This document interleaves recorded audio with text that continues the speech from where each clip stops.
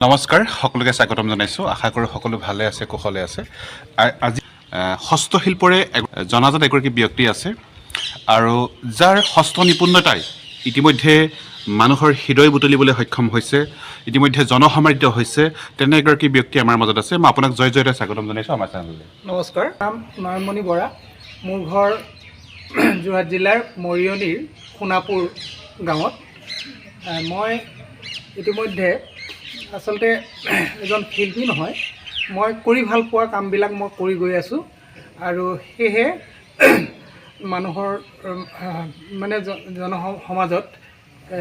তেওঁলোকে ভাল পায় কাৰণে মোক আদৰি লৈছে আৰু সেইকাৰণে সকলোলৈ ধন্যবাদ মই আচলতে সৰুৰ পৰাই এইবিলাক কামৰ প্ৰতি আগ্ৰহী আৰু সময় দিব পাৰোঁ আৰু সেইকাৰণে চাগে মোৰ হাতত মই ভাবোঁ কিছুমান একাগ্ৰতাই মানে কৰি গৈ কিছুমান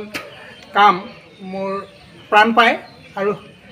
সেইকাৰণে সকলোৱে লোকবাদ্য বুলি ক'লে গগনা পেঁপা ঢোলো মই হেৰি কৰোঁ খোলো মই হেৰি কৰোঁ দতৰা টোকাৰী এইবিলাকো মই বনাওঁ আচলতে বাঁহ বেত কাঠ চিমেণ্ট সকলো দিশতে মই কাম কৰি ভাল পাওঁ আৰু কৰিছোঁ আৰু বিশেষকৈ মোৰ যি ঠাইত সুলভ বস্তুটো পোৱা যায় ৰ মেটেৰিয়েলছ পোৱা যায় সেই পেলনীয়া সামগ্ৰীৰ ওপৰত মই বেছ কৰি মই বস্তু নিৰ্মাণ কৰিবলৈ বেছি ভাল পাওঁ যিহেতু সেই পেলনীয়া বস্তুৰ অনাদৰ যিটো বস্তুৰ মই মূল্য দিবলৈ চেষ্টা কৰোঁ আৰু সেইটোৱে মোৰ চবতকৈ ভাল লাগে আৰু এই কামটোকে লৈ মই অসমৰ তো বহুতবাৰ পাৰ্টিচিপেট কৰিছোঁ আৰু বাহিৰলৈও অসমৰ বাহিৰলৈও গৈ পেলাই মুম্বাই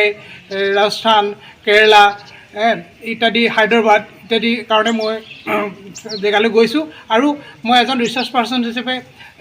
ইতিমধ্যে এৰ্ণাকুলাম মুন্নাৰ গৈছোঁ তাৰপিছত সেয়া কেৰেলাৰ আৰু হায়দৰাবাদৰ এটা প্লেচলৈ মই প্ৰশিক্ষক হিচাপে নাবাৰ্ডৰ অনুৰোধক্ৰমে প্ৰশিক্ষণ দি আহিছোঁ এবাৰ শংকৰ সংঘত আপোনাৰ কি ব্যৱহাৰ কৰা হৈছে শংকৰ সংঘত 9 ফুট হাইটৰ দুটা খোল আৰু বৰতাল দুযোৰ বৃহৎ বৰতাল যি সভামণ্ডপ সেই সভামণ্ডপৰ মুখ্য স্থানত তেওঁলোকৰ সজাবৰ কাৰণে মোৰ লগত কথা বাৰ্তা হোৱাৰ পিছত মই তেওঁলোকৰ অনুৰোধ ৰাখি সেই চাৰিপদ সামগ্ৰী মই তেওঁলোকক এই মহবন্ধা যোৰহাট মহবন্ধাৰ যি সংঘৰ অধিৱেশন সেই অধিৱেশনত মই তৈয়াৰ কৰি দিছিলোঁ হয় ঠিক আছে বহুত ভাল লাগিলে আৰু আপোনাক লগ পাই আজি বহুত ভাল পালোঁ আৰু আমাৰ চেনেলৰ তৰফৰ পৰা আপোনাৰ সুস্বাস্থ্য কামনা কৰিছোঁ আপোনাৰ এই যি প্ৰতিভা আপোনাৰ হাতৰ যি বিদ্যা এই বিদ্যাই আগন্তুক দিনত বিশালতা লাভ কৰক আৰু আপুনি অধিক ঠিক তেনেধৰণৰ আপুনি আমাৰ সামগ্ৰী আমাৰ সম্পদ প্ৰস্তুত কৰক যাৰ জৰিয়তে আপুনি বিশ্ব দৰবাৰত এগৰাকী প্ৰতিষ্ঠিত ব্যক্তি হওক আমি কামনা কৰিছোঁ আৰু শেষত পুনৰবাৰ আপোনাৰ সুস্বাস্থ্য আৰু দীৰ্ঘায়ু কামনা কৰি আমাৰ আজিৰ এই অনুষ্ঠানটি ইমানতে সামৰিছোঁ ধন্যবাদ